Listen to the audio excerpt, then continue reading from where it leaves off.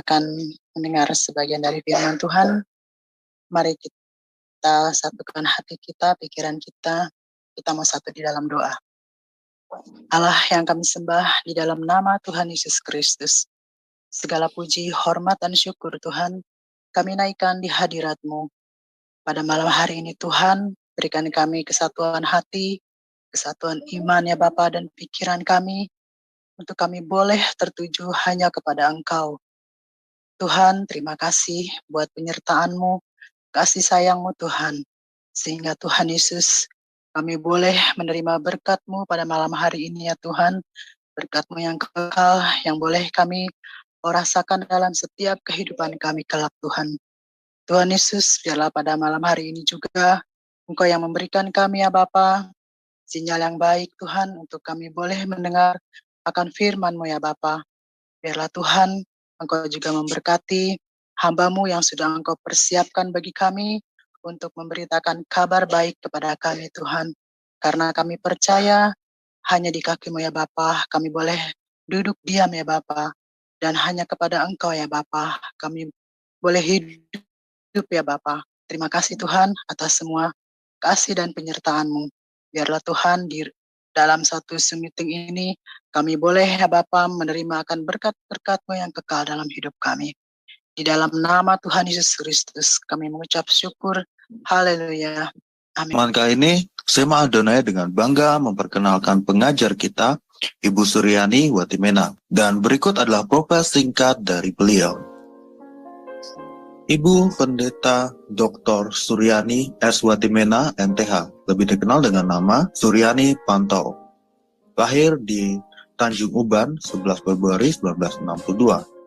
Beliau mengenyam pendidikan di SD Negeri 1, Tarempario, SMP Gideon, Jakarta Utara, SMA Negeri 13, Jakarta Utara, Sarjana Teologi, School for Advanced Studies, SAS, Word of Life, Philippines, Major Missiology, Third Peer Bible School, Manila, Philippines, Major Missiology, Third Peer South Bible, Reverend Crest Saleh, ST Spa, Colorado, USA, STT Inalta, Magister Theology, STT IKAT, Pasca Sarjana, Doctoral Ministry, Konversi Proses to DDH. Pengalaman pelayanan. Pengurus Bendahara Pamukri, Persekutuan Pemuda Indonesia, Youth for Christ, mengajar sekolah minggu, pelayanan dari COCM dan Berita Hidup. Mengajar Bible Study Muda-Mudi Indonesia, Makati, Filipina. Mengajar Bible Study khusus ibu-ibu diploma Kedutaan Indonesia, Makati, Filipina. Penyiar radio Kristen, FEBC, Far East Broadcasting Company International. Pelayanan di Handicap Hospital, Colorado. Pelayanan penginjilan keliling bersama tim Ambassador Internasional sebagai penerjemah dan pengkhotbah. Ditasbis menjadi pendeta oleh Sinode Gereja Kristen Sahabat Indonesia, GKSI. Sekarang jadi GSI, Gereja Sahabat di Indonesia. Mengajar di STT Inalta Jakarta, mengajar di STT Duloh Cilacap Jakarta, Bendahara Yayasan STT Inalta, Gembala Sidang GSI Jemaat Shalom, Ketua Kursus Musik STT Jakarta, Yamuger, Pengurus BPH Sinode GSI, Bendahara Umum selama 2 tahun, misionari di Kalbar bersama suami, buka training center Sahabat, mengajar di beberapa STT, BMW, Aras Tamar, Eklesia, Katulistiwa, pelayanan penginjilan radio, Landak Bermazmur, penginjilan keliling pedalaman Kalbar, buka jaringan doa wanita, Kabupaten Landak, Plasrek, JDW, Kalbar, balik pindah ke Jakarta, mentor JDW Pulau Kalimantan sampai sekarang, Sekretaris Umum Sinode GSI, Badan Pertimbangan Gembala Sidang GSI, Ukemene, Fasilitator Trainer My Home, anggota Badan Pertimbangan Sinode GS, Gembala Sidang GSI Shalom, Wakil Gembala Gereja RCCG City of David, Jakarta, YouTuber anggota ASPI dengan nama channel Suryani Pantau. Dari Zoom, Sema Adonai terus menyuarakan pengajaran firman Tuhan yang membangun Ya, shalom, selamat malam. Selamat malam. Gimana kabarnya Ibu? Luar biasa. Ya, puji Tuhan, sehat ya. Amin. Silakan Ibu. Ya. Salam saudara yang kekasih di mana saja Anda berada, baik di Indonesia maupun di luar negeri ya. Puji nama Tuhan, hari ini kita berjumpa lagi dalam channel Shema Adonai ya, dalam fellowship pada malam ini.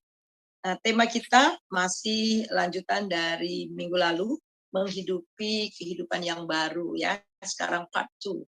Kita berdoa, sekali lagi kami datang kepadamu, kami serahkan jam firman Tuhan ini kepadamu Tuhan. Pakai hamba urapi supaya setiap kata kalimat yang keluar sesuai dengan kehendak. Di dalam nama Yesus Tuhan kami berdoa. Amin. Saudara yang kekasih, mari kita membuka Alkitab kita ya. Kita membuka Alkitab kita dari Roma 6 ayat yang kelima. Ya, Roma 6 ayat kelima. Minggu lalu itu adalah 2 Korintus 5 ayat 17, sekarang Roma 6 ayat yang kelima. Sebab jika kita telah menjadi satu dengan apa yang sama dengan kematiannya, kita juga akan menjadi satu dengan apa yang sama dengan kebangkitannya. Sekali lagi, sebab jika kita telah menjadi satu dengan apa yang sama dengan kematiannya, kita juga akan menjadi satu dengan apa yang sama dengan kebangkitannya. Nah, saudara, kata menjadi satu dengan apa yang sama dengan kematian Tuhan Yesus, kata yang dipakai dalam bahasa Yunani itu adalah simpitos, ya, simpitos atau dari simpio, artinya bertumbuh bersama, ditanam bersama, bersatu dengan. Ini menunjukkan kesatuan dengan Kristus dalam kesamaan, ya, dalam kesamaan atau likeness. Jadi kita menjadi satu, kita menjadi satu dengan apa yang sama dengan kematiannya. Kita menjadi satu dengan apa yang sama dengan kebangkitannya. Nah, minggu ini kita akan belajar menjadi satu dengan apa yang sama di dalam kematiannya.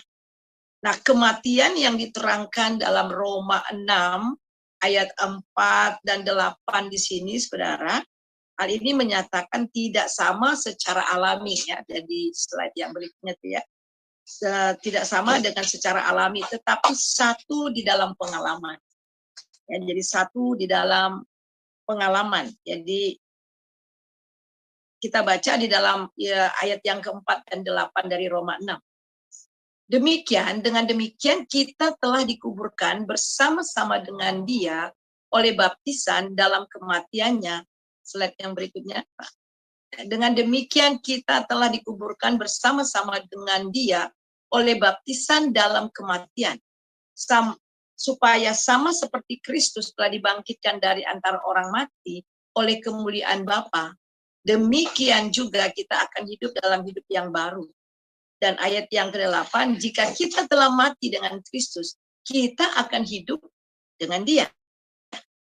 Jadi Paulus mengumpamakan baptisan ini dalam dua arti, yaitu pertama, arti hurufiah, masuk ke dalam air, membenamkan atau mencelupkan, menyelamkan. Dan yang kedua itu arti dari figuratif, yaitu mengidentifikasikan dengan baptisan bangsa Israel di Laut Merah. Kita melihat 1 Korintus 10 ayat yang kedua, untuk menjadi pengikut Musa, mereka semua telah dibaptis dalam awan dan dalam laut.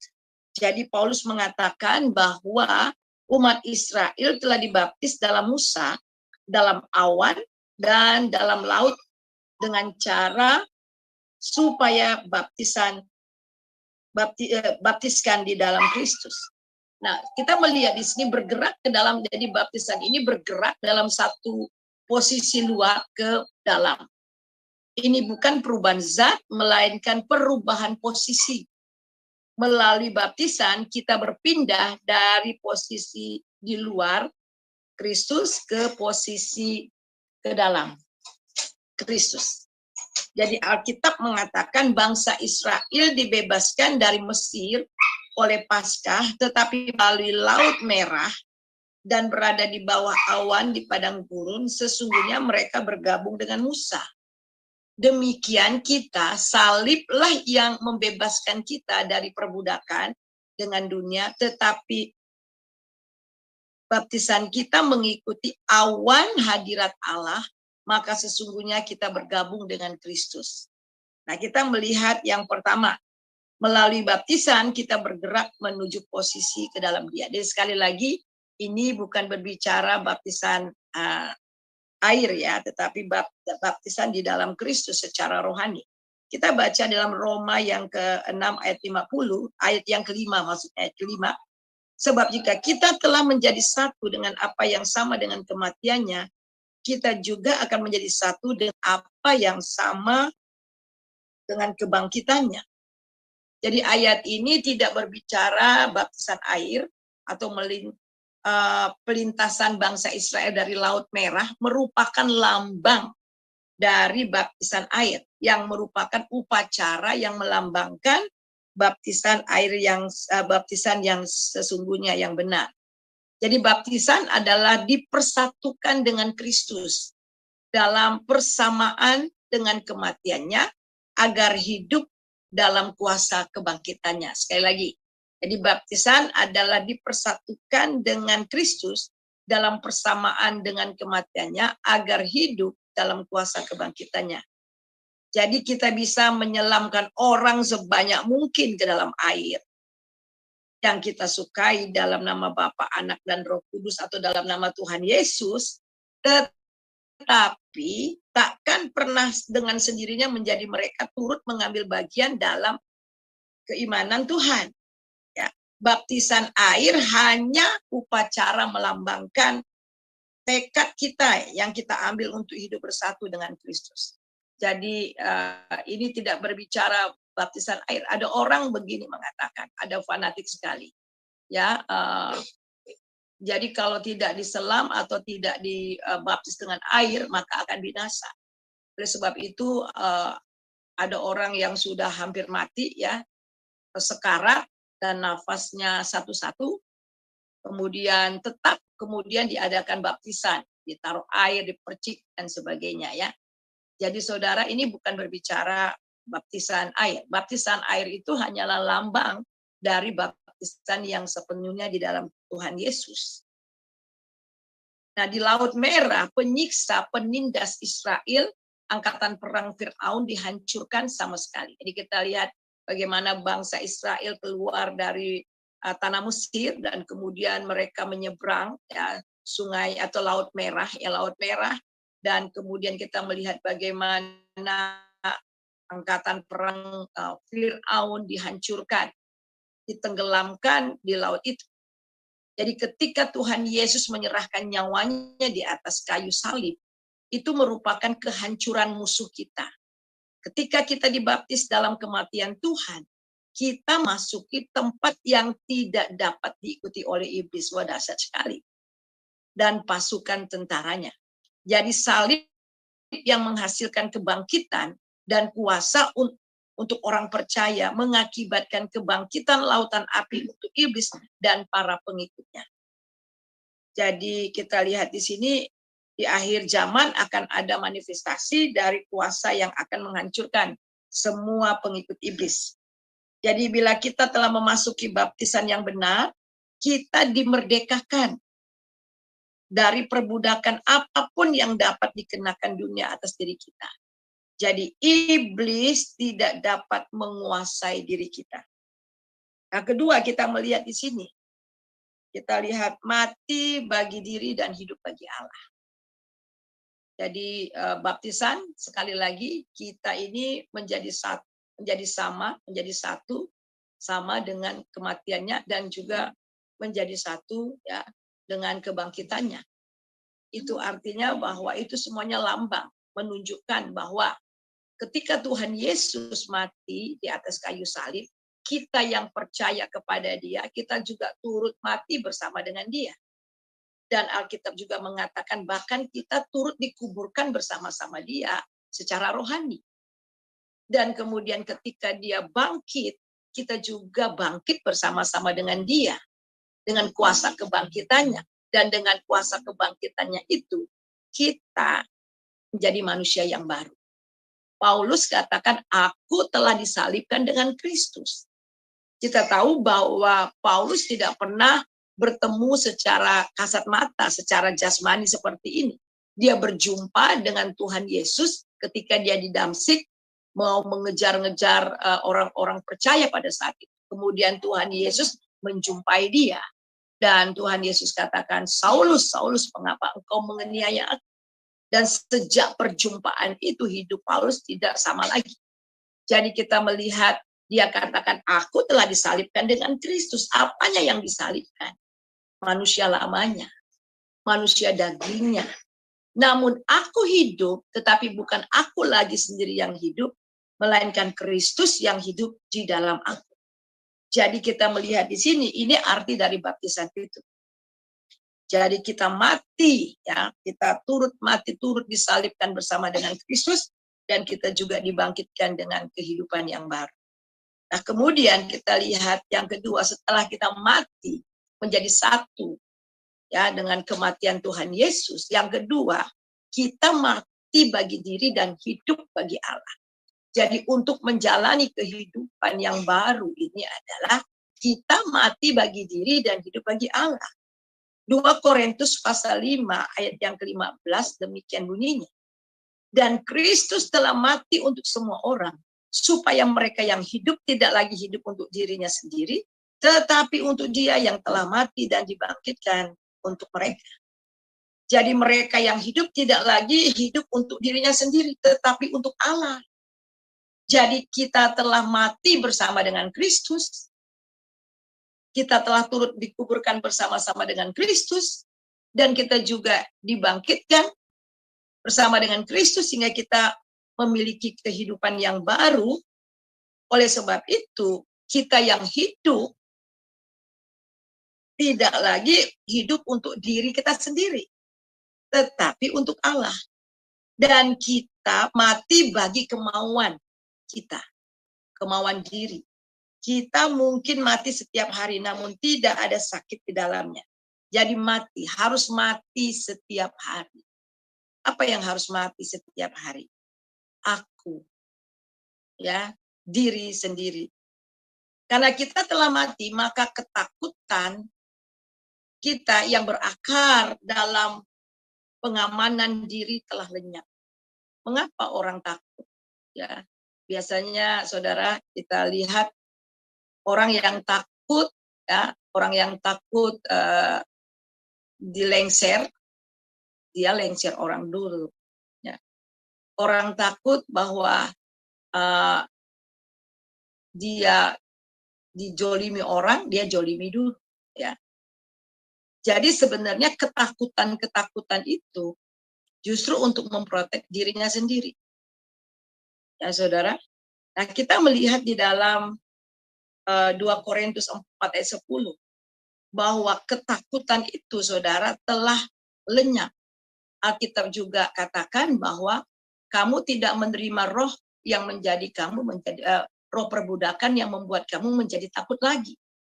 Tapi kamu telah menerima roh Allah. Oleh roh itu kita berseru ya apa ya Bapa. Jadi karena kita telah mati, maka ketakutan kita yang berakar dalam pengamanan diri itu telah lenyap. 2 Korintus 4 ayat 10, kita senantiasa membawa kematian Yesus di dalam tubuh kita. Supaya kehidupan Yesus juga menjadi nyata di dalam tubuh kita. Jadi apa maksudnya membawa kematian Yesus dalam tubuh kita? Itu artinya mati bagi diri. Mati bagi diri dan hidup bagi Allah supaya Yesus juga menjadi nyata dalam tubuh kita.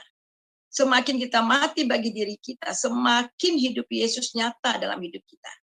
Dibaptis dalam Kristus berarti bersedia menyangkal diri, memikul salib setiap hari, dan mengikut Yesus setiap hari. Kita lihat dalam Lukas 9 ayat 23. Katanya kepada mereka semua, setiap orang yang mau mengikut aku, ia harus menyangkal diri, memikul salib setiap hari dan mengikut aku. Nah, mari kita melihat yang pertama dari ayat ini. Ada 3 hal. Yang pertama itu menyangkal diri. Jadi dalam kita menghidupi kehidupan kita yang baru, Kita yang sudah mati bagi diri dan hidup bagi Allah. Dan bagaimana supaya kita bisa mati bagi diri? Yang pertama Tuhan mau supaya kita menyangkal diri. Jadi tahukah saudara bahwa hambatan yang terbesar di mana orang Kristen tidak bisa dipenuhi oleh Roh Kudus, tidak bisa dipimpin oleh Roh Kudus, dan mereka tidak bisa bertumbuh di dalam Tuhan. Persoalan yang terbesar dari mereka itu adalah diri sendiri atau aku, self. Walaupun memang kita lihat pergumulan kita melawan sistem dunia ini atau melawan iblis, namun semua itu musuh yang terbesar kita itu bukan iblis. Musuh yang terbesar itu bukan melawan kuasa-kuasa kegelapan. Tadi sudah dikatakan di muka. Kita masuk ya dari posisi luar masuk ke dalam posisi di dalam Kristus. Ketika kita ada di dalam Kristus, musuh-musuh itu telah dikalahkan. Dan iblis tidak bisa masuk ke dalam posisi kita itu. Tapi musuh yang terbesar justru itu datang dari diri sendiri. Yaitu self, aku. Ya. Jadi problem yang terbesar kita bukanlah iblis atau roh-roh jahat, bukan. Namun problem kita yang terbesar adalah diri kita sendiri. Keangkuhan hidup adalah masalah terbesar dari manusia. Ketika manusia pertama jatuh ke dalam dosa, iblis datang kepada Hawa dan berkata, jika engkau makan buah itu, engkau akan menjadi seperti Allah. Jadi dengan kata-kata ini, iblis menghembuskan ke dalam diri Hawa racun neraka, yaitu keangkuhan diri. Jadi ketika racun itu masuk ke dalam darah mereka, saat itu juga racun itu membuat mereka menjadi pemberontak dan meninggalkan Allah. Kita lihat sejak awal ras Adam, manusia telah menggali lubang-lubang mental, emosional, dan spiritual dalam diri mereka sendiri, dan tidak tahu bagaimana cara untuk melepaskan diri mereka dari lubang-lubang tersebut. Manusia memagari diri mereka dengan penjara-penjara. Apa itu penjara-penjara? Perhatian yang berpusat pada diri sendiri. Jadi benar-benar self protection. Ya, jadi benar-benar self center. Jadi manusia mulai memagari diri sendiri dengan apa? Dengan perhatian yang berpusat pada diri sendiri. Jadi kejatuhan kita ke dalam dosa mengakibatkan kita berpusat pada diri sendiri. Dalam bentuk rutinitas, kebiasaan, sifat buruk, ikatan hawa nafsu jahat yang daripadanya itu kita tidak dapat tahu cara melepaskannya. Ada begitu banyak orang terjerat dengan kebiasaan-kebiasaan buruk. Kemudian ikatan hawa nafsu jahat. Dan tidak tahu bagaimana melepaskan dari hal-hal tersebut. Jadi sekali lagi kejatuhan manusia ke dalam dosa mengakibatkan manusia menjadi self-center.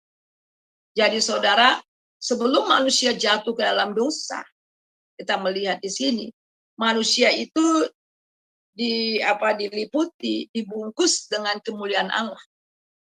Tapi ketika mereka jatuh ke dalam dosa, kemuliaan Allah itu hilang.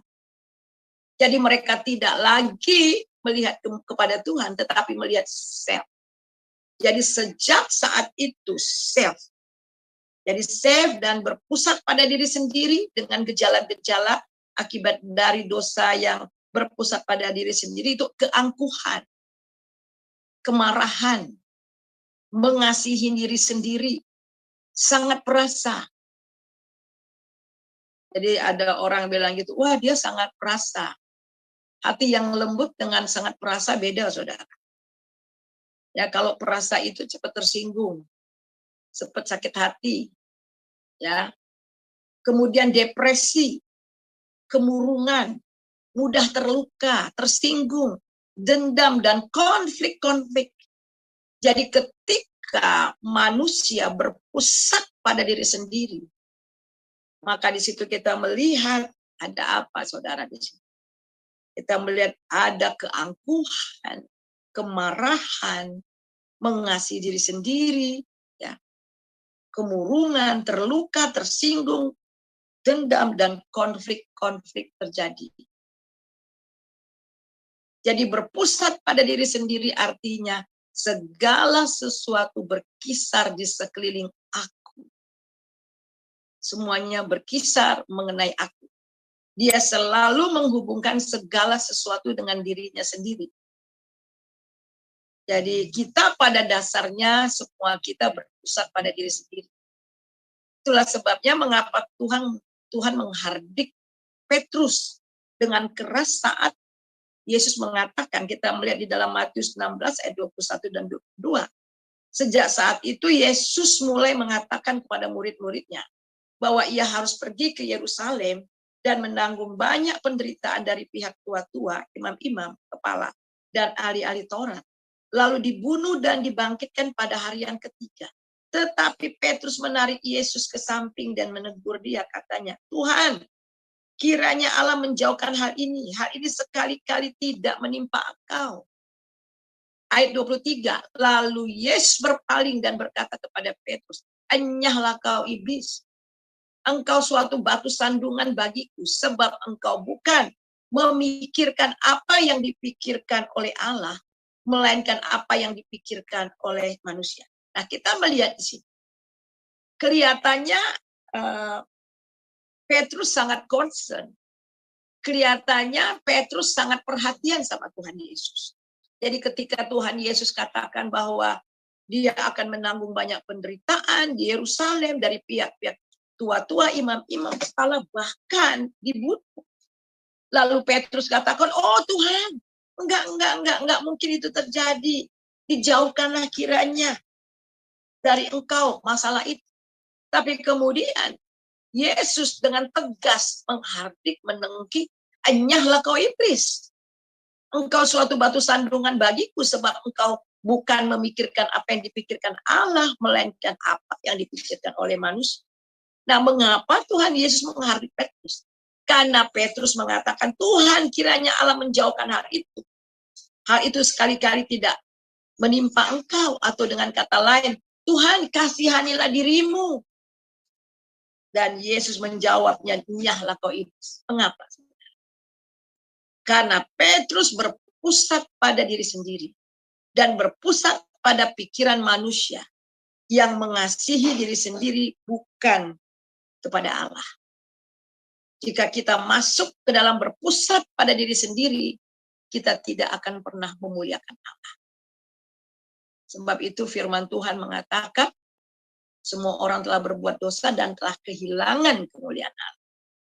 Jadi salah satu maksud kehilangan kemuliaan Allah, manusia tidak lagi memuliakan Allah, tetapi haus akan kemuliaan, haus akan kemegahan diri. Itulah sifat dasar dari manusia. Jadi ketika manusia kehilangan kemuliaan Allah, mereka haus akan kemuliaan pada diri sendiri. Jadi karena semua tertuju pada diri sendiri, bukan kepada Allah. Saat Petrus mempertahankan dirinya, dia menyangkal Tuhan 3 kali. Tapi yang sangat luar biasa. Saat ia menyangkal dirinya, ia dipakai Allah dengan dahsyat. Bahkan rela kehilangan nyawa bagi Kristus. Sejarah kekristenan, sejarah perjalanan gereja yang mula-mula, saudara, mencatat bahwa Petrus kemudian mati disalib. Tetapi dia merasa tidak terhormat kalau kepalanya tidak menyungsang. Tadinya ketika dia belum betul-betul mati bagi diri, dia menyangkal Tuhan Yesus. Karena dia mempertahankan dirinya. Tetapi yang sangat luar biasa, setelah dia mengalami perubahan di dalam Kristus, dia telah mati bagi diri dan hidup bagi Allah, dan hidupnya betul-betul berpusat kepada Kristus, dan betul-betul dikuasai oleh Roh Kudus. Dia rela kehilangan segalanya bagi Tuhan. Jadi sama halnya dengan Tuhan Yesus saat dia disalib. Ia mati bagi dirinya sendiri. Ia tidak mempertahankan harga dirinya sendiri yang harus dipertahankan. Alkitab mengatakan bahwa dia itu setara dengan Allah. Tapi dia mengosongkan dan tidak mempertahankan kesetaraannya dengan Allah. Dia rela mengambil rupa seorang hamba. Bahkan taat sampai mati di atas kayu salib. Saudara bisa lihat itu di Filipi 2 ayat 6-11. Dan apa yang terjadi saudara? Akibat atau hasil dari apa yang telah Tuhan buat. Dengan kemenangan Yesus, maka kuasa dosa dalam tubuh kita hilang kuasa. Hidup Yesus dan kuasa Roh Kudus menanti akan memenuhi kehidupan saudara dan saya. Tapi ada satu kondisi di mana kita harus ambil decision, ambil keputusan, yaitu serahkan keangkuhan diri, lepaskan kehidupan diri lama kita. Maka Allah akan memberikan kehidupan baru kepada kita. Namun sebaliknya, jika kita tidak bersedia dan tetap mempertahankan kehidupan diri kita, dan tidak bersedia menyangkal diri kita, Allah tidak akan pernah dapat bekerja di dalam hidup saudara secara ajaib dengan kuasa Roh-Nya.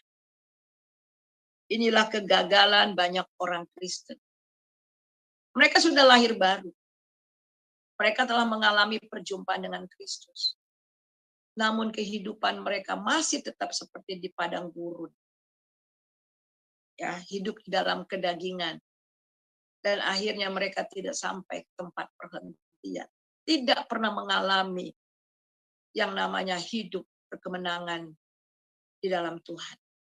Jadi menyangkal diri itu berarti kita rela katakan tidak kepada diri kita sendiri. Dan juga rela katakan tidak pada hal-hal yang dapat menghambat hubungan kita kepada Allah. Mungkin hal-hal itu sangat berharga bagi kita. Dan kita sudah familiar dengan segala kelemahan kita. Tetapi kita tidak rela melepaskannya. Sehingga akhirnya kita terus berputar-putar di tempat yang sama. Jadi menyangkal diri berarti tidak mencari kepentingan diri sendiri. Tetapi kepentingan orang lain. Ini memang berat, saudara. Ada orang katakan, apa bisa, Bu? Di sini bukan soal bisa atau tidak. Tapi mau atau tidak. Dan Tuhan tahu memang itu susah. Oleh sebab itulah Tuhan memerintahkan kita untuk melakukan ini. Ingat posisi kita. Posisi kita ini adalah sudah ada di dalam Dia. Sudah ada kuasa yang bekerja di dalam diri kita, itu Roh Kudus. Ketika Anda dan saya rela menyangkal diri, itu berarti kita bersedia mematikan ego kita. Ego kita, pertimbangan-pertimbangan kita, ambisi kita, dan sebagainya yang berpusat pada diri sendiri. Tetapi menghidupkan kehidupan Allah dalam hidup kita. Dan yang kedua, bagaimana kita bisa mati bagi diri dan hidup bagi Allah di dalam menghidupi kehidupan kita yang baru ini? Memikul salib setiap hari. Ketika memikul salib setiap hari, akan ada rasa sakit. Lukas 9 ayat 22. Dan Yesus berkata, anak manusia harus menanggung banyak penderitaan dan ditolak oleh tua-tua imam-imam, kepala dan ahli-ahli Taurat, lalu dibunuh dan dibangkitkan pada hari yang ketiga. Jadi saudara, ini adalah jalan salib yang harus kita lalui setiap hari.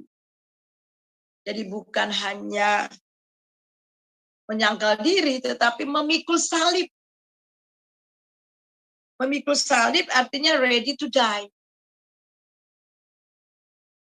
Rela apa siap untuk mati. Mati bagi diri dan hidup bagi Allah. Jadi kita melihat, ingat kita telah menjadi satu dengan apa yang sama dengan kematiannya.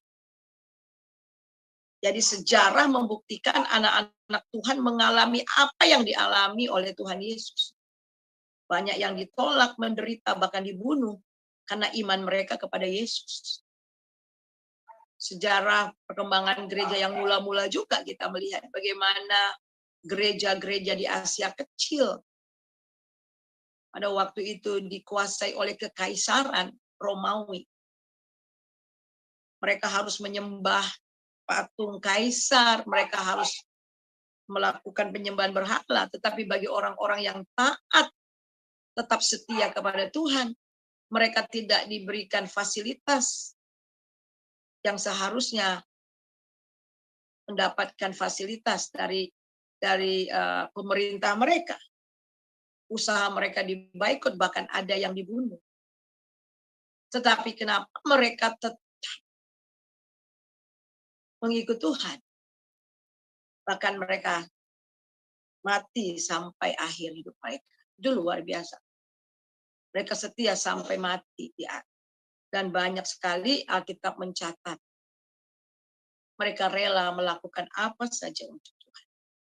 Dan sejarah ini membuktikan. Jadi inilah jalan salib yang harus kita lalui. Setiap hari. Di dalam Lukas 14 ayat 27, barang siapa tidak memikul salibnya dan mengikut aku, ia tidak dapat menjadi muridku. Jadi jangan salah, saudara, mengerti Tuhan Yesus tidak mengatakan di sini kamu tidak akan diselamatkan jika kamu tidak pikul salib. Akan tetapi jika kamu tidak pikul salib, kamu bukan muridku. Jadi syarat untuk diselamatkan karena iman kepada Yesus semata. Tapi untuk menjadi murid, menjalani kehidupan yang baru sebagai murid Tuhan. Menyangkal diri, pikul salib setiap hari itu adalah harga mati. Itu adalah harga yang harus kita buat. Untuk diselamatkan, kita tidak bayar harga apa-apa. Semua karena kasih karunia. Semua karena anugerah. Tetapi untuk mengikut Tuhan, untuk melayani Tuhan, cost everything. To save cost nothing. But to serve Him, to follow Him, cost everything. Jadi ini adalah hubungan kehidupan kita sehari-hari, di mana juga kita harus mati setiap hari. Kemudian yang ketiga ini adalah mengikut Yesus setiap hari. Jadi bukan hanya menyangkal diri, kemudian pikul salib, dan berikutnya itu adalah mengikut Yesus setiap hari. Jadi ingat kita telah dibaptis di dalam kematiannya. Itu berarti kita dibawa masuk ke dalam posisi dengan Kristus. Dan setelah kita masuk posisi dari luar, masuk ke dalam posisi di dalam Kristus. Jadi posisi kita di dalam Tuhan Yesus itu betul-betul aman, saudara. Nah setelah kita masuk ke dalam posisi bersama dengan Kristus, selanjutnya Tuhan akan memimpin kita untuk meraih kemerdekaan demi kemerdekaan. Dan sesuatu kehidupan masuk ke dalam suatu kehidupan yang penuh berarti, penuh kelimpahan bersama dengan Dia. Akan tetapi seiring perjalanan yang Ia tuntun, Dia memang mengizinkan kita masuk ke dalam krisis demi krisis. Iman yang harus kita hadapi. Justru lewat krisis demi krisis itu, kita dibentuk. Ya, krisis ini memperhadapkan kita pada pilihan yang menentukan. Yaitu memilih untuk menyangkal kehendak diri sendiri dan memikul salib serta mengikut Dia dengan sepenuh hati, serta membiarkan Dia menguasai dan memimpin kehidupan kita, atau memilih tetap sebagai orang Kristen yang mengasihi Tuhan tapi ala kadarnya. Saudara, Alkitab mengajar kepada kita bahwa Tuhan tidak mau kita menjadi orang Kristen ala kadarnya. Yesus mengajar kepada kita total surrender. Tuhan itu totalitas. Dia memberikan semuanya total untuk kita. Jadi tidak diberikan sedikit-sedikit, tapi total. Karena begitu besar kasih Allah kepada kita sehingga dia memberikan anaknya yang tunggal kepada kita. Segala berkat surgawi telah segala. Jadi pakai segala, semua, segenap. Itu artinya totalitas. Dan Tuhan mau di dalam pengiringan kita, dalam kehidupan kita, menghidupi kehidupan di dalam Tuhan ini. Kita memang diperhadapkan dengan krisis-krisis. Tetapi apakah kita bersedia memilih untuk menyangkal diri sendiri, pikul salib dan mengikut Tuhan, dan membiarkan dia menguasai hidup kita dan memimpin kita? Atau sebaliknya, ya kita memilih, ya kita mengasihi jadi orang Kristen, tetapi ala kadarnya. Dan orang yang hidup ala kadarnya, sulit untuk mengalami Tuhan. Sulit untuk melihat kuasa Tuhan. Jadi krisis iman itu pasti akan terjadi. Setiap kita pasti akan mengalami namanya krisis iman.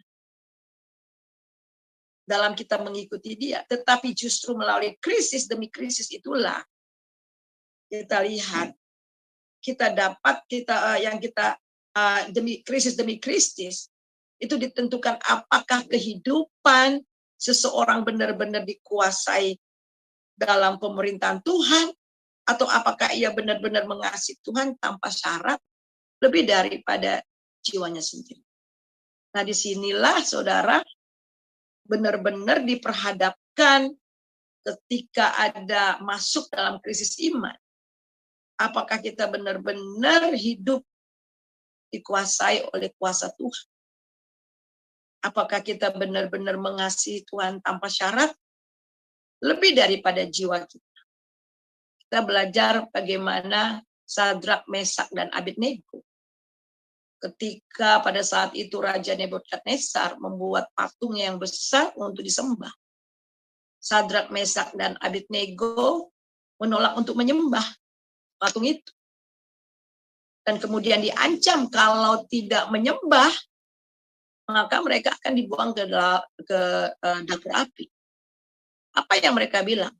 Raja, ingat, seandainya pun Tuhan tidak menolong kami, tidak melepaskan kami dari api itu, kami tidak akan pernah menyembah patung itu. Luar biasa, saudara. Kalau Tuhan yang kami sembah itu dapat membebaskan kami dari api itu, puji Tuhan. Tetapi seandainya kami harus mati di dalam dapur api itu, ingat, Tuhan Raja, kami tidak akan pernah menyembah patung raja. Wah, dahsyat banget. Jadi ini betul-betul totalitas.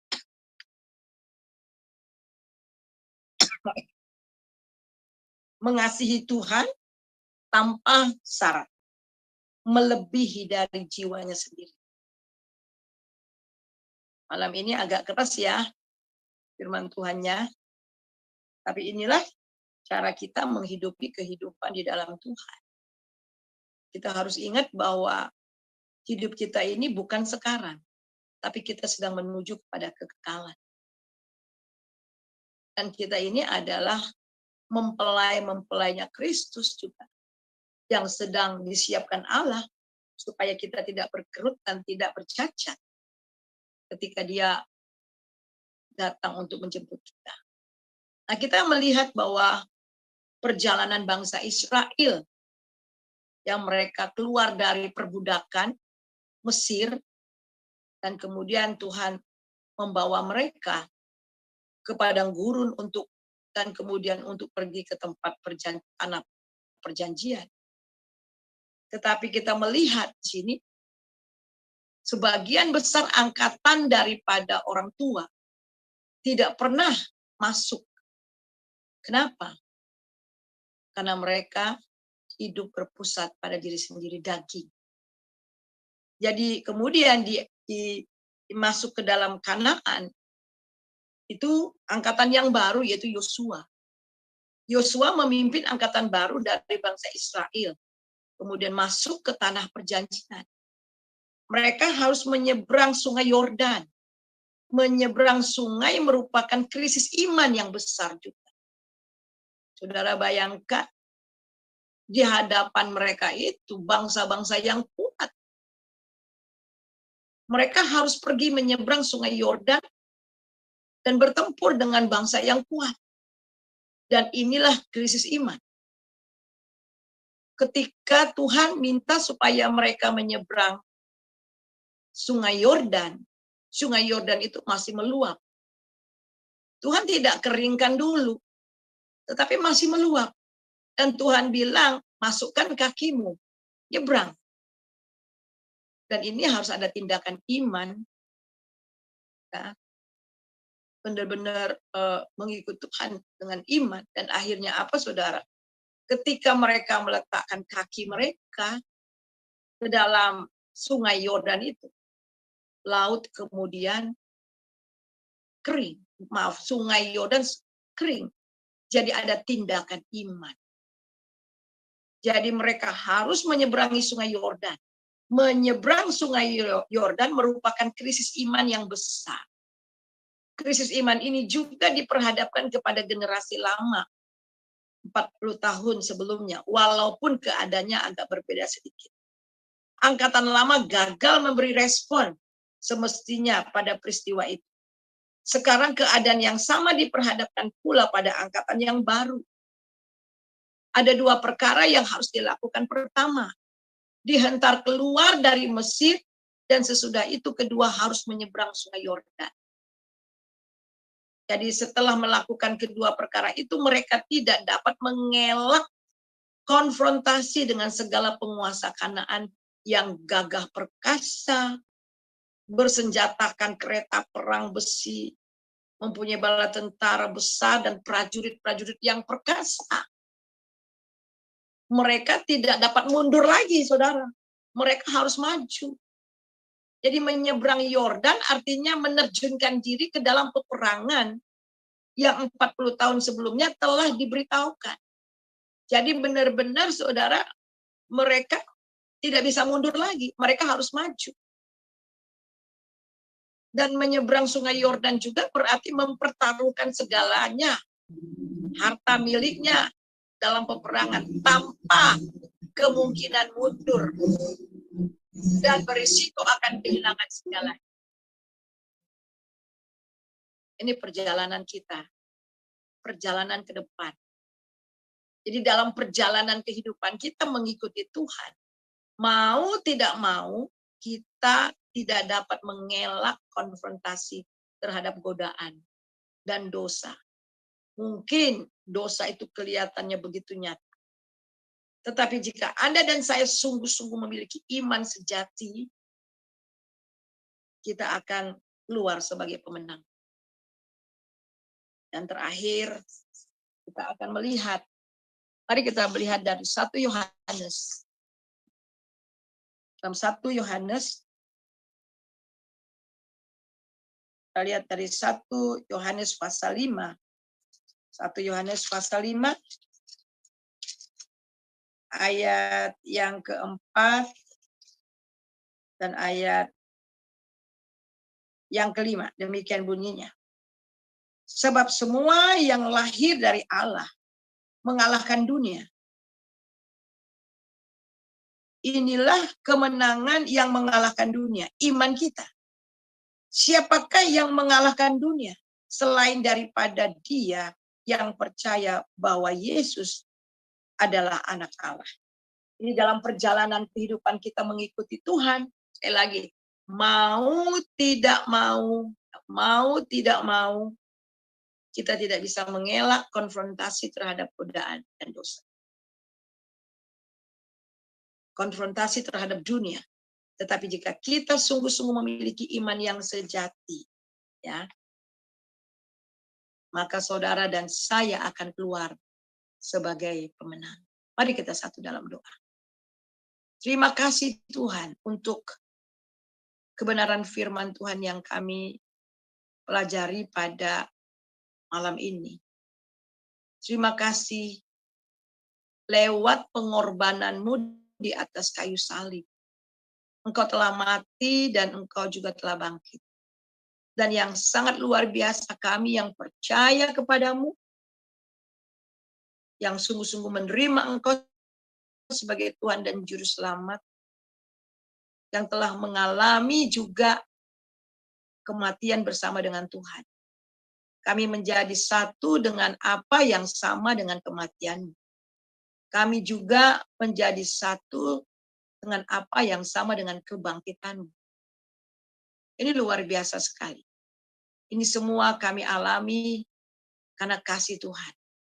Terima kasih Tuhan, Engkau telah membawa kami dari posisi di luar dan masuk ke dalam posisi bersama dengan Tuhan. Sehingga iblis tidak dapat masuk ke dalam posisi itu. Sebagai orang-orang percaya, manusia yang baru, posisi kami aman di dalam Tuhan. Dan si jahat tidak dapat menjamah kami. Tetapi dalam seiring dalam kehidupan kami ya Tuhan, ada banyak orang yang berjatuhan. Ada banyak orang tidak mengalami yang namanya tempat perhentian. Ada banyak orang yang tidak mengalami kemenangan demi kemenangan. Karena hidup masih berpusat kepada diri sendiri. Sebab itu ya Tuhan, biarlah pelajaran yang kami pelajari pada malam ini, di dalam kami menghidupi kehidupan yang baru,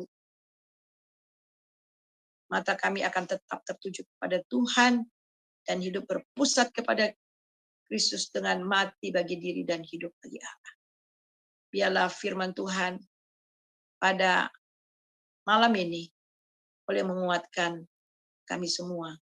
Di dalam nama Tuhan Yesus kami berdoa. Haleluya. Amin. Ya. Jadi Amin. ini kebenaran firman Tuhan. Silakan ada yang mau nambah, kasih kontribusi ataupun yang ingin bertanya, silakan. Ya. Saya kembalikan kepada Ibu Ana. Iya, terima kasih Ibu Pendeta Suryani. Wah, luar biasa ya.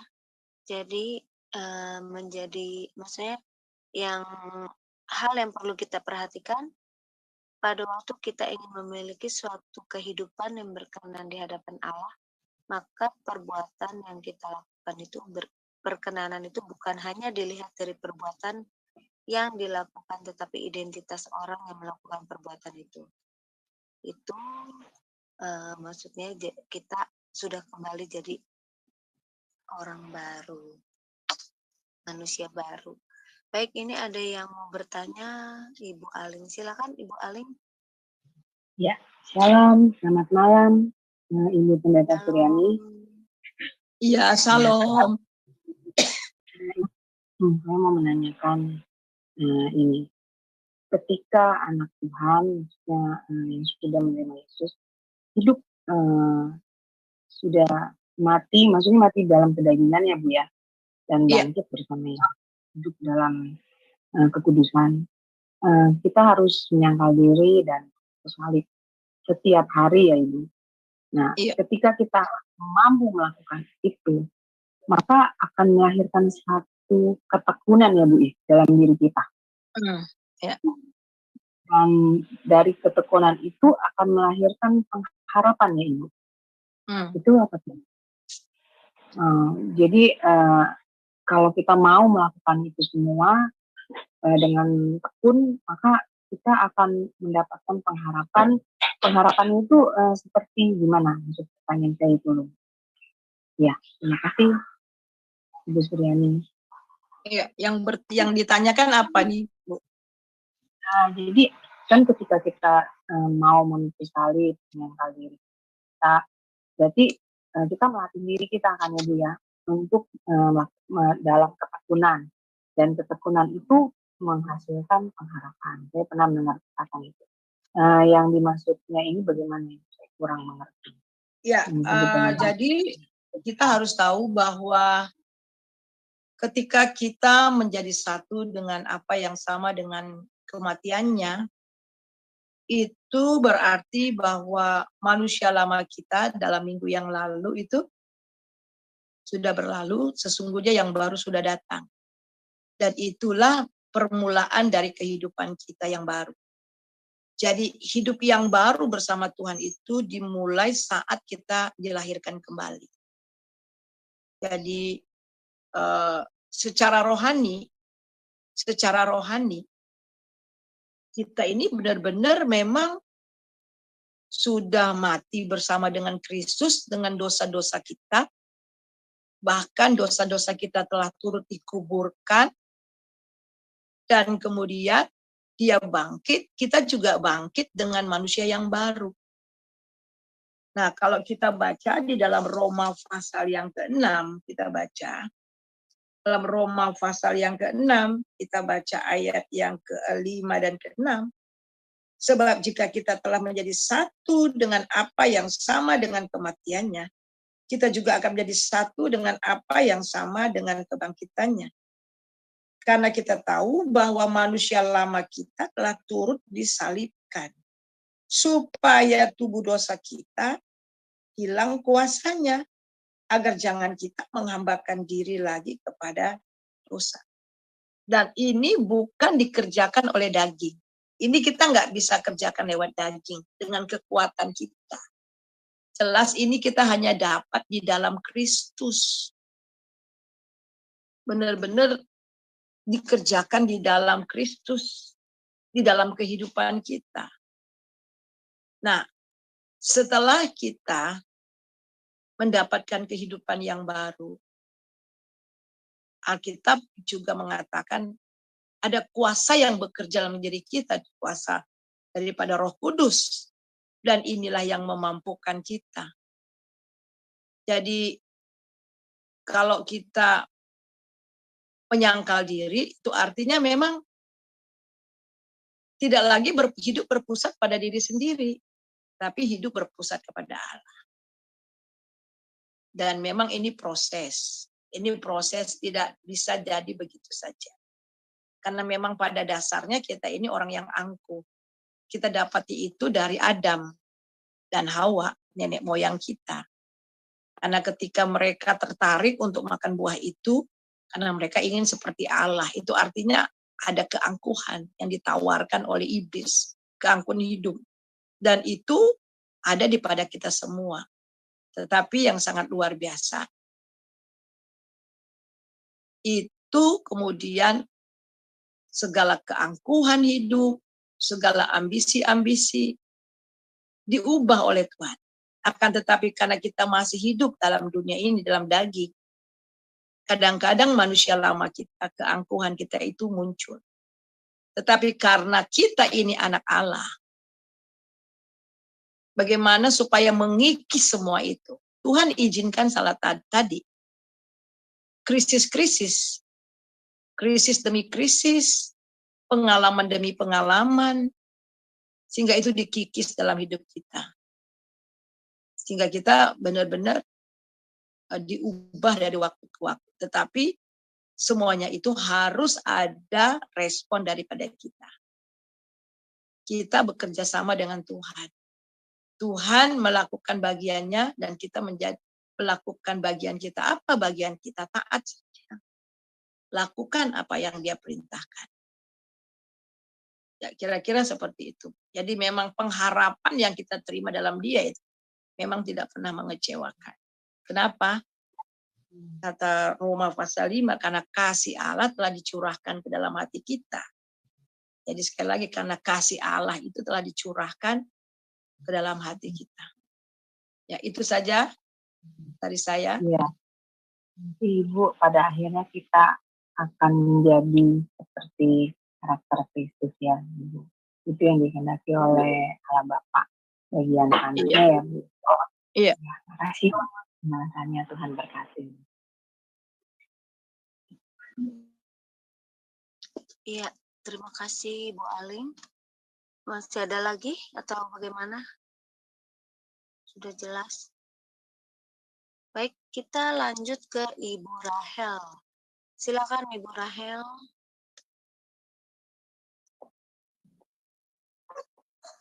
Shalom Ibu Pendeta Suryani. Shalom. Iya, shalom. Shalom. Selamat malam.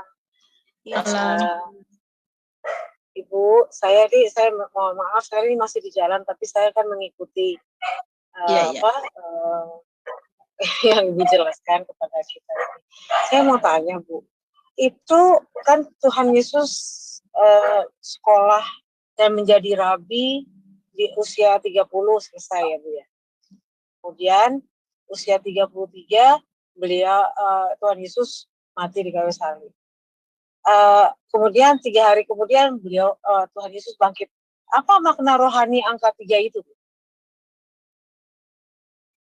Apa makna rohani?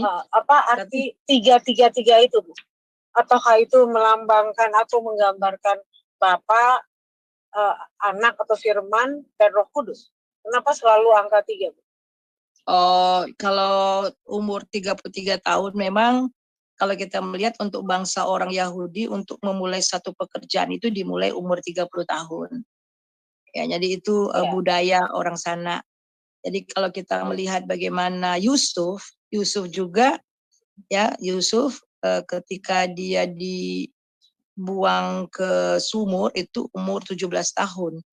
Tapi kemudian diproses menjadi budak, kemudian ditaruh di penjara, dan itu juga ketika dia menjadi Perdana Menteri itu, orang yang kedua itu dimulai umur lebih dari 30 tahun. Jadi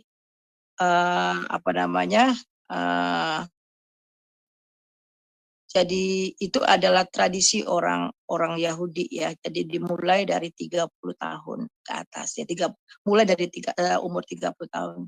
Jadi untuk angka 33 ya bisa saja kita menafsirkannya atau menerangkannya ya, tetapi saya tidak menemukan di dalam Alkitab angka 3 ini adalah ini gitu ya, enggak.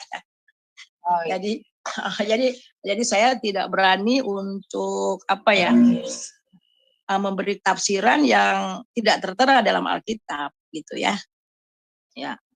Jadi memang angka 33 itu tidak ini, Bu ya, tidak satu kebetulan ya kalau kita lihat. Itu memang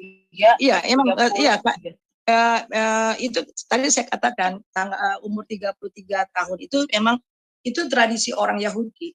Jadi orang Yahudi itu memulai pekerjaannya itu di umur 33 tahun, 30 tahun. Iya, 30 tahun jadi mulai di situ.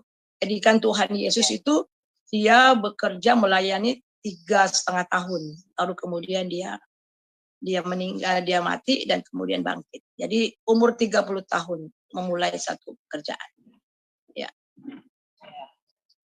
Ya, karena kebetulan meninggal wafatnya juga di 33 dan 3 hari bangkit gitu ya, Bu ya. Makanya itu jadi pertanyaan saya, kenapa kok bisa 3 gitu, Bu? Ataukah itu melambangkan seperti ya 3 itu Bapa, Anak atau Firman, Roh Kudus gitu, Pak. Bu, saya pikir ya. Terima kasih, kalau begitu ya bisa saja, tetapi karena tidak ada ayatnya ya, kalau ada ayatnya sih boleh juga saya terangkan ya itu ya. Oh ya, baik. Terima kasih Bu Suryani, shalom. Ya, oke, shalom. Tuhan berkati. Iya, terima kasih Bu Rahel. Baik, masih ada lagi yang mau bertanya atau diskusi? Silakan Risen. Siapa lagi? Kalau belum, kita tunggu ya Bu Yesus. Jadi artinya kita harus memiliki kehidupan berbeda ya Bu Suryani. Iya. Dari orang-orang yang orang dunia ya, yang belum atau tidak menerima Yesus gitu ya. Karena kita sudah ditebus oleh Kristus. Ya. Jadi memang identitas kita di dalam Kristus kuat sekali. Mengapa banyak orang Kristen hidupnya nggak ada tujuan? Karena mereka tidak tahu identitas mereka. Iya. Karena nggak tahu identitas mereka tuh siapa. Jadi tuh kita harus tahu bahwa identitas kita itu betul anak kerajaan ya. Kita ini adalah anak kerajaan, kita ini telah ditebus, kita ini warga kerajaan surga. Itu luar biasa. Jadi kalau kita sadar siapa kita di dalam Kristus, kita juga membawa diri kita sesuai dengan identitas kita. Yang tadi saya katakan bahwa ayat yang pertama yang tadi kita baca di dalam Roma 6 ayat 5 jelas. Bahwa kita ini menjadi satu dengan Kristus. Kita hidup bersama dengan Dia, dan kemudian betul-betul apa yang dialami oleh Tuhan Yesus ketika Dia mati di atas kayu salib, itu juga kita alami secara rohani. Dia bangkit dengan kehidupan yang baru, kita juga mempunyai hidup yang baru. Sebab itu, kata Paulus, jangan lagi kita mau menghambakan diri lagi. Nah, memang secara betul-betul secara rohani kita betul-betul sudah mati dan bangkit bersama Yesus. Sebab itu dengan kehidupan yang baru yang kita terima ini, kita harus menghidupinya. Dan kita menghidupinya juga itu bukan berdasarkan daging kita. Bukan berdasarkan kekuatan kita. Hanya tetap tinggal di dalam Dia dan firman-Nya. Dan kita akan terus membina hubungan dari waktu ke waktu dan taat kepada pimpinan kuasa Roh Kudus. Itulah yang namanya ego itu paling susah taat kan. Yang namanya ego paling susah taat dan tunduk kan. Nah, ini yang harus. Tetapi yang sangat luar biasa, satu kali kita sudah jadi anaknya, Dia tahu cara bagaimana kita akhirnya menjadi tunduk. Amin. Ya, lewat krisis demi krisis Tuhan perhadapkan kita juga akhirnya sampai pada titik di mana kita belajar untuk tunduk, kita belajar untuk taat. Nah itu.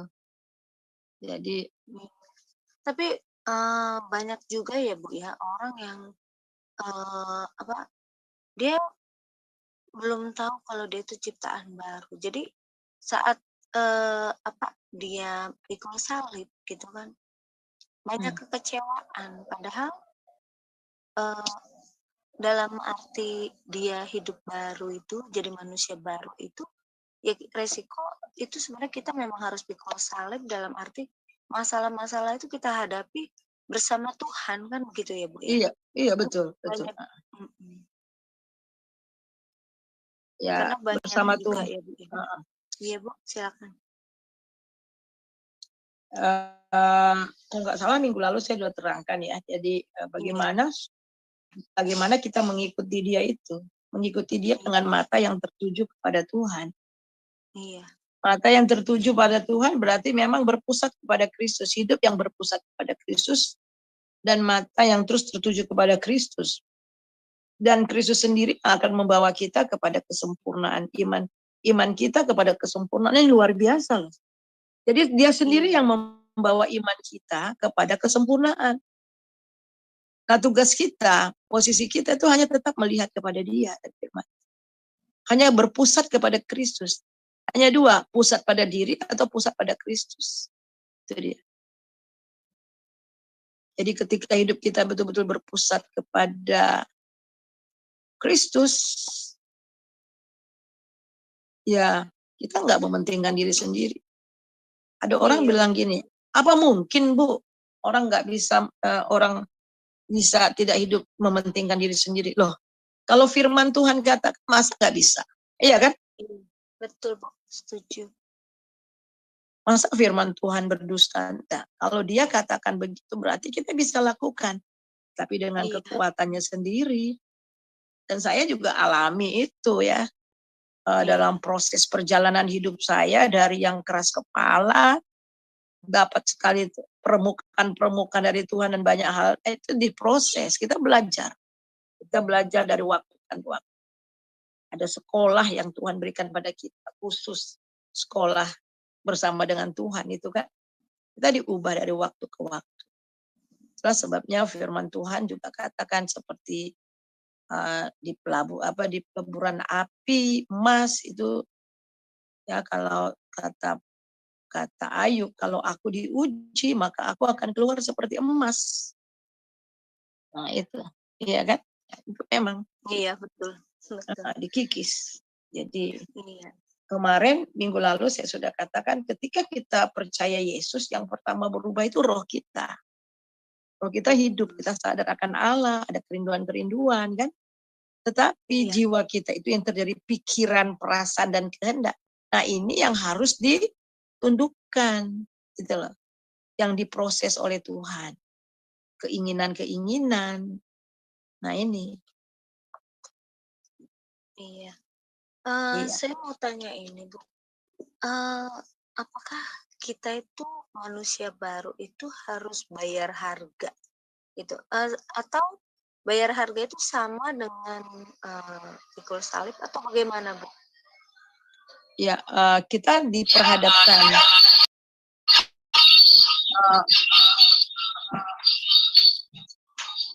bayar harga itu artinya kita rela berkorban. Ya, kita rela berkorban, kita rela melepaskan ego kita. Contohnya seperti ini. Ya, contoh yang nyatanya seperti apa ya? Contohnya ya, seorang pemimpin gitu kan. Aduh Bu, ini kita nggak bisa kasih ibu gitu. Berkatnya sekarang gitu kan. Tapi hanya bisa untuk mereka-mereka, ibu nggak bisa gitu. Padahal untuk ibu nanti aja gitu contohnya. Nah kita memilih, bisa aja. Oh nggak bisa, saya gitu. Tapi orang yang sudah benar-benar mati bagi diri, dia nggak mikir lagi, oh ya nggak apa-apa. Silakan untuk yang lain saja. Nggak perlu saya. Nanti urusan saya, nanti Tuhan. Nah itu kayak, dan itu nggak mudah seperti itu. Dan itu lewat proses. Gitu ya. Iya, betul. Nah itu lewat proses. Terus ego kita juga. Ketika kita tahu, kita dengar orang jelek-jelekin kita di depan kita. Tapi kita nggak bisa marah, kita nggak marah gitu loh. Dan itu juga kan itu lewat proses gitu loh. Iya. Kita nggak balas. Kita tidak membalas orang yang berbuat jahat kepada kita. Apa bisa Bu? Bisa. Dan itu seiring dengan proses. Yang penting kita taat sama Tuhan. Yang penting kita bergantung sepenuhnya sama Tuhan. Apakah kita bisa gagal, pernah mengalami kegagalan, akhirnya kita ego kita naik? Oh, itu manusiawi seringkali mengalami itu. Tetapi yang sangat luar biasa ya, orang yang mempunyai manusia baru ini, dia punya Roh Kudus. Nah, ini dia, Roh Kudus inilah yang selalu membawa kita dari kebenaran, yang menemplak kita akan dosa, yang menginsapkan kita akan dosa, yang memimpin kita dari kebenaran demi kebenaran.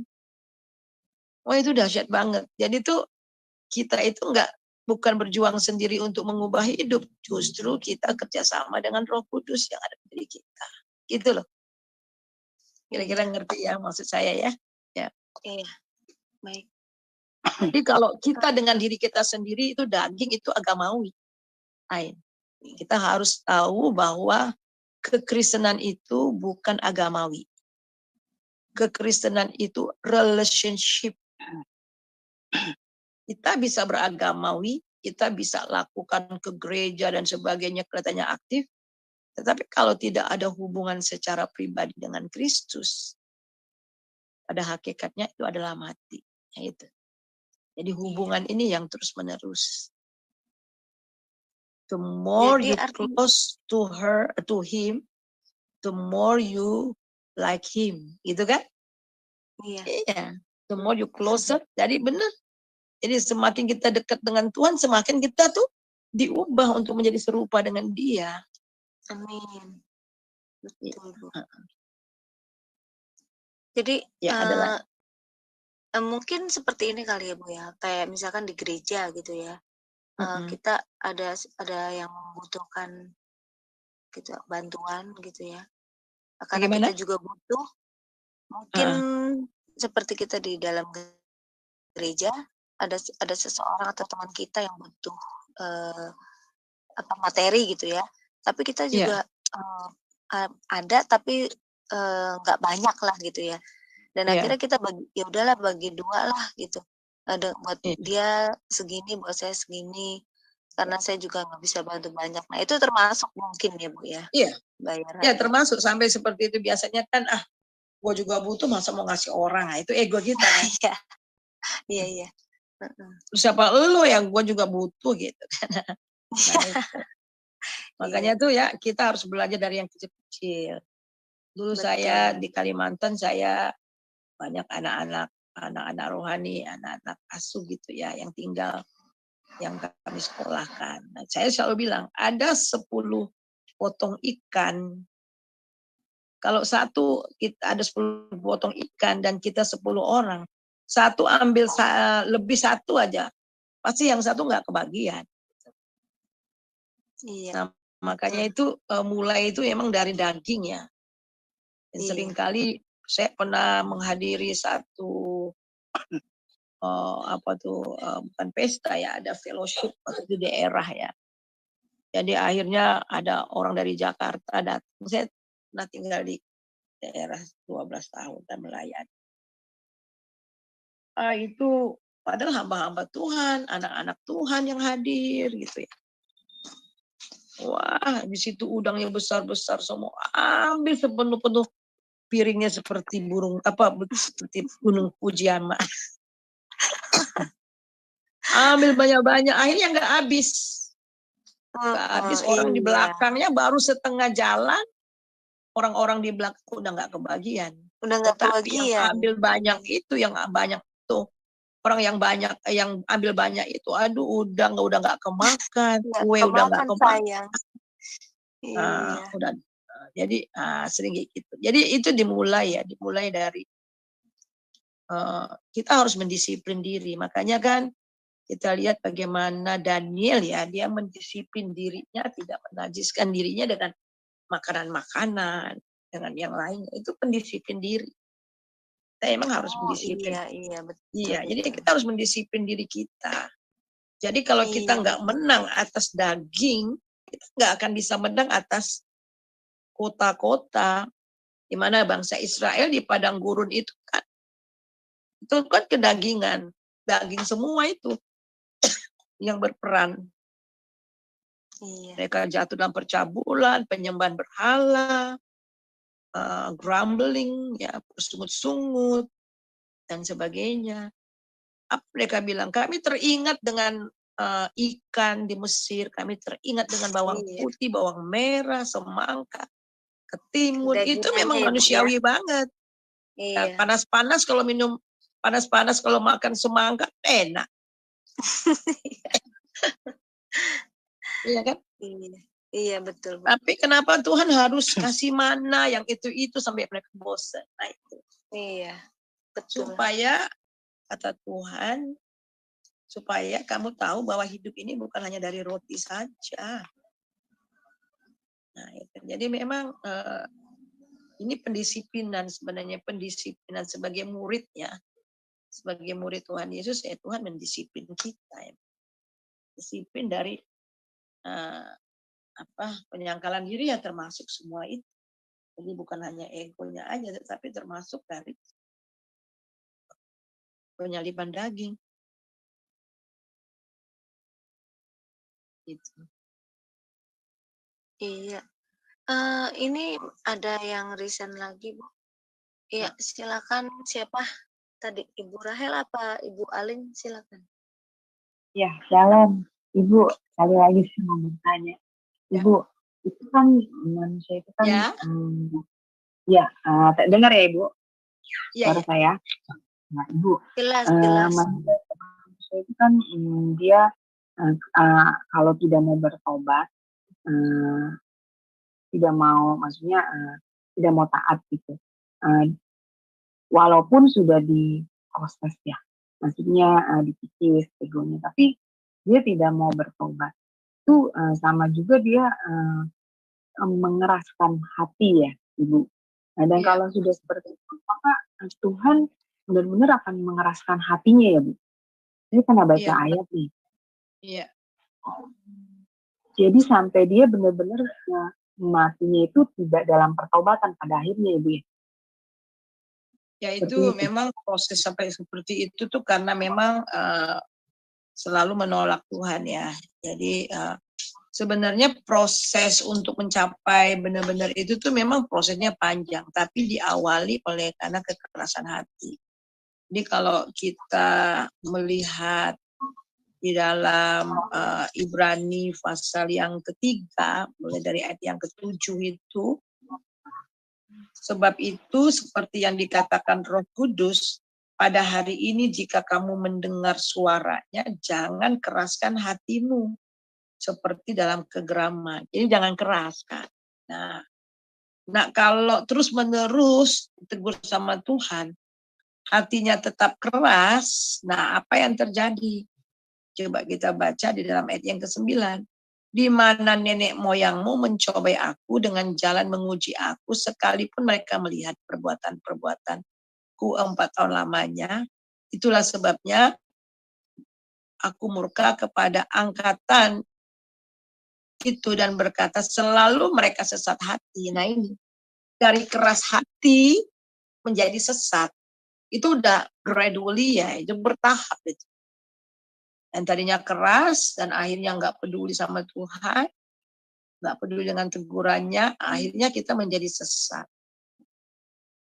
Kita menjadi sesat hati, dan kemudian setelah sesat hati, kita melihat itu di dalam ayat yang ke-11, sehingga aku bersumpah dalam murkaku, mereka takkan masuk ke dalam perhentian.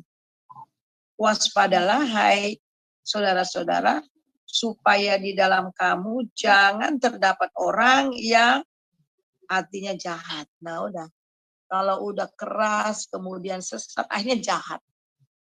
Ingat waktu Tuhan menegur Kain, Kain, kenapa mukamu muram?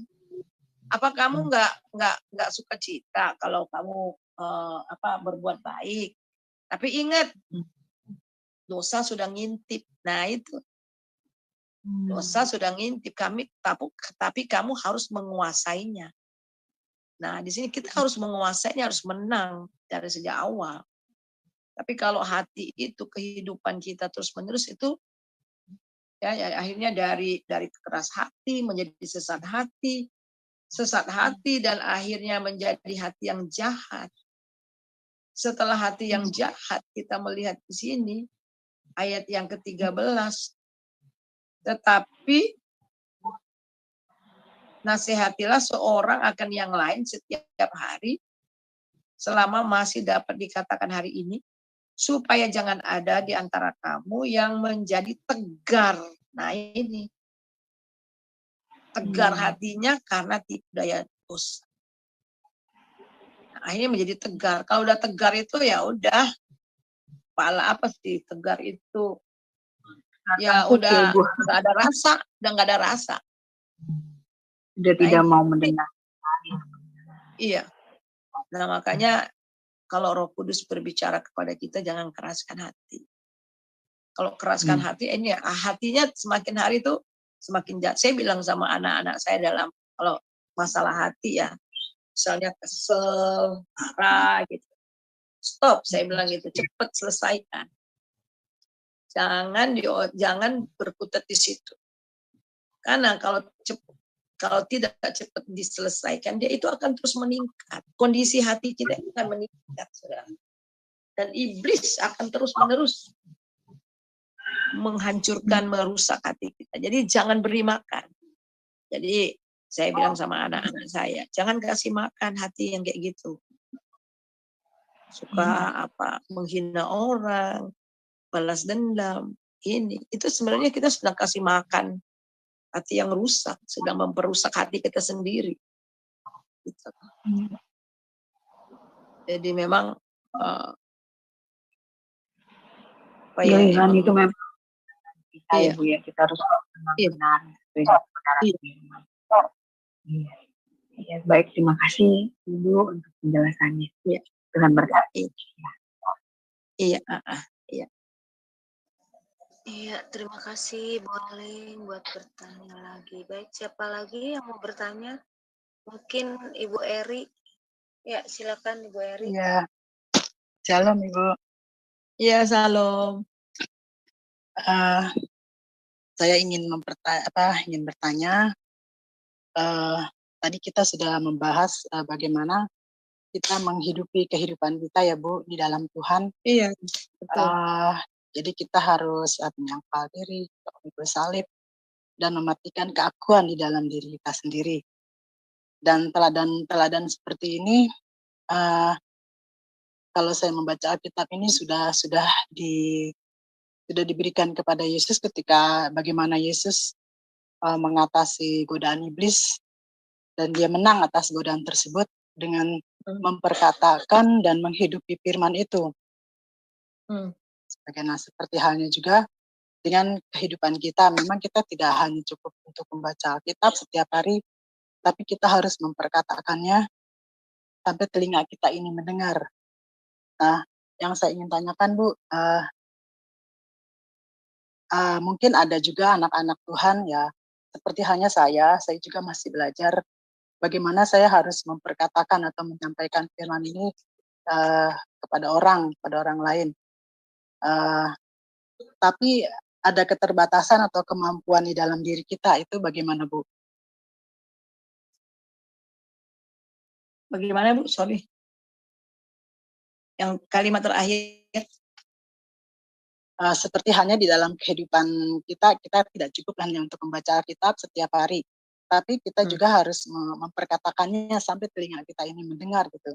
Iya, betul. Dan ya, saya juga ada pelayanan di gereja, kebetulan saya sebagai pengajar gitu di sekolah minggu, dan saya merasa untuk menyampaikan atau firman Tuhan ini kepada anak-anak, saya merasa di dalam diri ini saya takut gitu loh Bu, untuk menyampaikan bagaimana perkataan firman Tuhan ini boleh mengena kepada anak-anak gitu loh Bu. Seperti halnya mungkin yang dialami oleh Musa ketika Musa disuruh Tuhan untuk membawa bangsa Israel. Dia bilang kan, aku tidak mampu Tuhan, aku bukan siapa-siapa gitu Bu maksudnya. Iya.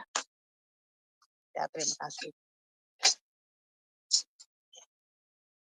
Iya, jadi memang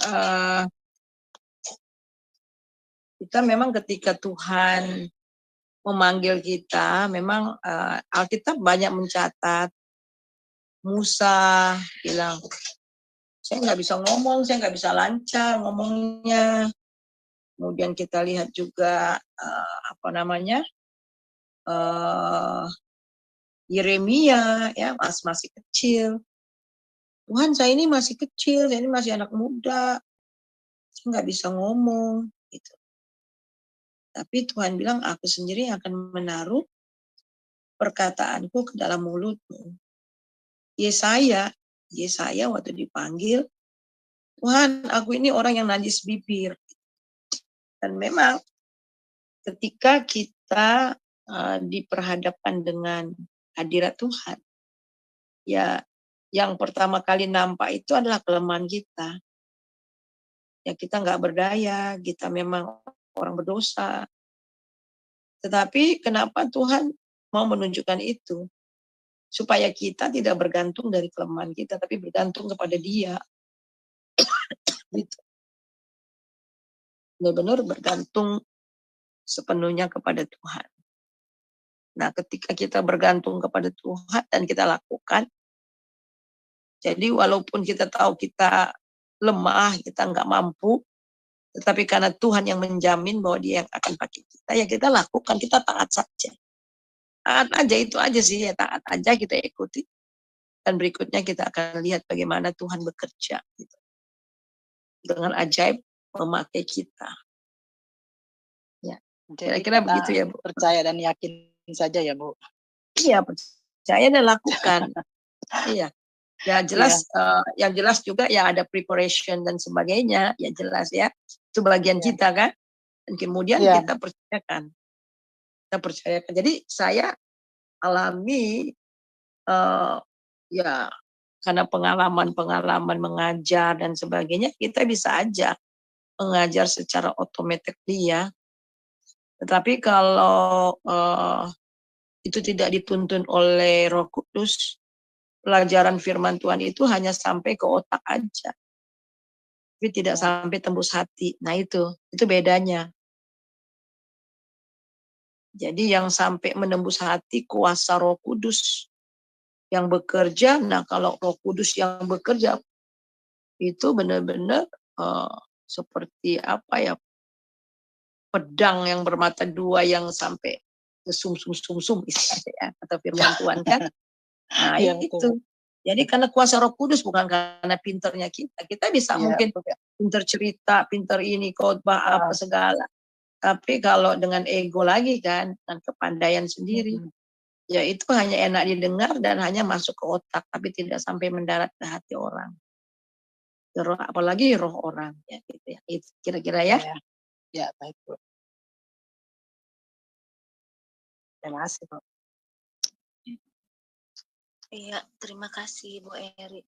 Jadi itu ya Bu, kalau misalkan kita tidak bisa, maksudnya tidak bisa ngomong gitu, ya kita ngomong sama Tuhan. Maksudnya untuk mengungkapkan kepada teman itu sulit, jadi kita harus bertanya sama Tuhan atau minta sama Tuhan supaya kita dikasih kekuatan gitu ya. Iya, dan seperti Musa gitu ya Bu ya. Iya betul. Dan banyak kali dalam pengalaman saya ya. Aduh Tuhan. Jadi jangan salah, walaupun saya sudah jadi dosen dari tahun 86 gitu ya. Dan sering pimpin KKR apa segala. Tetap kalau saya mau pergi pelayanan itu apapun bentuk, apakah di YouTube, di apa, tetap saya harus benar-benar bergantung sama Tuhan gitu loh. Sama Roh Kudus. Jadi itu jelas. Dan yang sangat luar biasa, seringkali saya itu mendapatkan satu pencerahan itu mengalir aja keluar di mulut saya itu keluar. Dan saya tahu satu pelajaran dari Tuhan itu justru kadang-kala waktu saya di mimbar loh. Ketika saya sedang terus khotbah ya, dan itu memang dipimpin oleh Roh Kudus ya. Dan ada mengeluarkan ya, memang ada statement, ada kalimat-kalimat yang justru nggak pernah saya persiapkan, tapi di situ keluar gitu loh.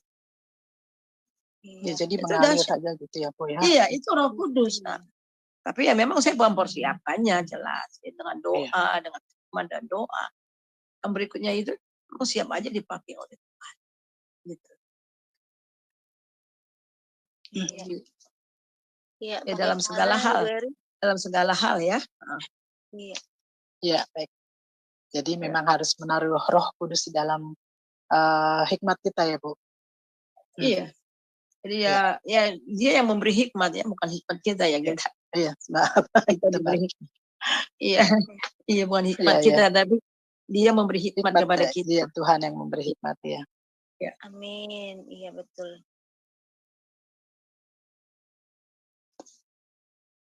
Iya, bagaimana Ibu Eri? Sudah jelas? Iya, sudah jelas. Atau masih ada pertanyaan? Nah, cukup. Iya, terima kasih. Ini ada Ibu Rahel lagi mau bertanya. Silakan ya, Ibu silakan. Rahel. Iya, Bu Suryani, saya tanya satu pertanyaan lagi tentang jadi saya mendengar dari teman-teman saya yang Kristen, di dalam mereka membaca Alkitab itu katanya mereka tidak bisa menyelesaikannya karena ngantuk. Nah, tapi saya tidak ngantuk. Nah, kenapa mereka bisa ngantuk ya Bu? Itu saya kadang maksudnya karena nggak terjadi sama saya, jadi saya tidak mengerti mengapa bisa ngantuk gitu, Bu Suryani.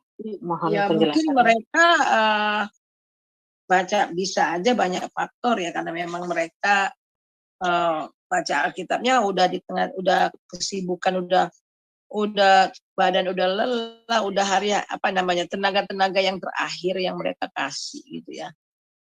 Enaknya itu kalau baca Alkitab itu kan pagi hari bangun tidur seger gitu kan, kita bisa baca Alkitab, kita doa supaya Tuhan. Tapi kalau udah mau tidur, udah lelah capek baca Alkitab ya pasti ngantuk. Itu satu. Kemudian yang kedua ya bisa juga karena memang dagingnya ya. Jadi makanya perlu kita firman Tuhan itu kan memang harus kita doakan supaya kita bisa mengerti, bisa masuk dalam pikiran kita. Gitu. Karena beberapa teman bilang begitu. Jadi kalau mereka baca, jadi samping mereka juga tidak mengerti, tapi mereka mau coba baca, tapi katanya jadi ngantuk gitu. Iya, harus berdoa dulu minta. Ya kadang-kadang Alkitab jadi obat tidur. Iya, benar. Susah tidur, akhirnya baca Alkitab supaya tidur itu kan kacau banget. Iya, banyak yang begitu. Jadi saya pikir, aduh, itu seperti obat tidur jadinya gitu. Itu jadi apa Bu ya? Karena hatinya belum apa ya, maksudnya pakem gitu ya. Hati, dan itu memang gangguan lah. Iblis kan nggak suka kita baca Alkitab. Ya, dan ya, mereka juga tanya, Bu, bisa nggak ngantuk, yang kedua kalau badan seger terus pagi-pagi baca Alkitab ngantuk ya berarti itu ya pekerjaan iblis. Gangguan istri ya iblis. Iya, itu emang harus dikalahkan, harus ini penyelesaian, serahkan sama Tuhan. Tuhan tolong firman-Mu supaya aku dapat mengerti dari kalimat per kalimat. Tuhan dapat aku mengerti dan apa yang Tuhan mau saya lakukan lewat firman Tuhan ini. Karena saya cuma menjelaskan bahwa kita berdoa dulu, minta urapan Roh Kudus. Iya, berdoa. Supaya bisa konsentrasi, saya bilang gitu. Tapi ya mereka bilang juga ya nggak, kayaknya sih nggak juga ini Bu. Apa karena hatinya nggak ini Bu ya, belum pakem gitu baca gitu ya Bu. Bisa. Iya. Ya, dia kepengen juga Bu, tapi kok katanya nggak bisa gitu. Belum bisa katanya gitu. Jadi saya makanya mau cari tahu apa sih sebenarnya penyebabnya selain badan capek ya Bu ya. Iya. Ya kalau saya sih selain capek ya memang ya itu Bu. Ya kuasa gelap. Maksudnya ya iblis yang nggak suka kita baca Alkitab. Kekuatan hatinya, imannya ya Bu ya. Apakah bisa dilawan, bisa melawan ya, bisa, untuk bisa. itu ya Bu ya? Ya bisa, jadi kita minta tolong, kita tolak roh ngantuk. Tuhan tolong saya supaya saya dapat mengerti. Oh iya. Ya baik, nanti saya sampaikan lebih ini lagi. Kan di dalam itu ya Bu, di dalam Mazmur 1 ayat yang ayat pertama sampai ke 6 itu kan. Orang fasik tidak tahan di kumpulan orang benar. Bisa lihat aja tuh kalau di gereja ya udah mau firman Tuhan dia tidur. Iya, dia tidur. Saya bilang kok tidur sih. Tapi kemudian setelah selesai dia bangun. Gitu. Iya, otomatis. Itu memang ada ada something, pasti something wrong dengan orang itu lah. Oh iya. Iya Bu, ada yang bisa tidur gitu Bu. Jadi, ya oke, terima kasih Bu. Iya. Terima kasih, shalom. Ya sama-sama. Iya, terima kasih Bu Rahel. Atau masih ada yang mau ditanyakan lagi? Barangkali ada yang mau didiskusikan. Ini sepertinya malam ini banyak yang bertanya, perempuan semua ya, ibu-ibu semua ya Bu ya? Iya, laki-lakinya banyak. Yang bapak-bapaknya mungkin masih di mana belum ada pertanyaan mungkin Bu. Iya. Mungkin belum bisa ada kasih tambahan juga, bisa tambahan. Iya. Bapak yang kekasih dalam Tuhan Yesus, terima kasih banyak buat fellowship pada malam ini, buat firman-Mu, buat pertanyaan-pertanyaan. Biarlah kami terus bertumbuh di dalam kebenaran akan firman Tuhan, sehingga hidup kami terus diubah dari waktu ke waktu. Terima kasih untuk setiap kami yang hadir. Biarlah Engkau memberkati keluarga masing-masing, Engkau memberkati pribadi masing-masing, supaya tetap bertumbuh di dalam Engkau ya Tuhan. Terima kasih buat Indonesia, tahun depan adalah pemilihan umum untuk presiden, untuk anggota legislatif. dan juga pemilihan pilkada. Tuhan tolong supaya terpilih presiden yang sungguh-sungguh takut akan Tuhan, terpilih anggota DPR dan juga DPRD, DPD, orang-orang yang benar takut akan Tuhan, kepala-kepala daerah juga yang takut akan Tuhan. Biarlah selama kampanye, boleh kampanye dengan sehat, segala rencana-rencana yang ingin menghancurkan kesatuan NKRI, kami batalkan, kami tolak dalam nama Yesus. Terima kasih Tuhan, kami mau istirahat. Biarlah Tuhan sertai kami, esok kami boleh bangun dengan kesadaran yang baru. Mari kita angkat hati kita, damai, sejahtera, sukacita yang melimpah-limpah dari Bapa di dalam Tuhan Yesus Kristus, serta persekutuan yang manis dalam Roh Kudus senantiasa menyertai saudara mulai hari ini sampai Maranatha. Diberkatilah engkau, diberkatilah rumahmu, diberkatilah orang yang keluar masuk rumahmu, diberkatilah anak cucumu, diberkatilah lumbung-lumbungmu, diberkatilah pelayananmu sehingga engkau diberkati dan menjadi berkat. Kita terima ini hanya dalam nama Bapa, Anak, dan Roh Kudus. Haleluya. Amin.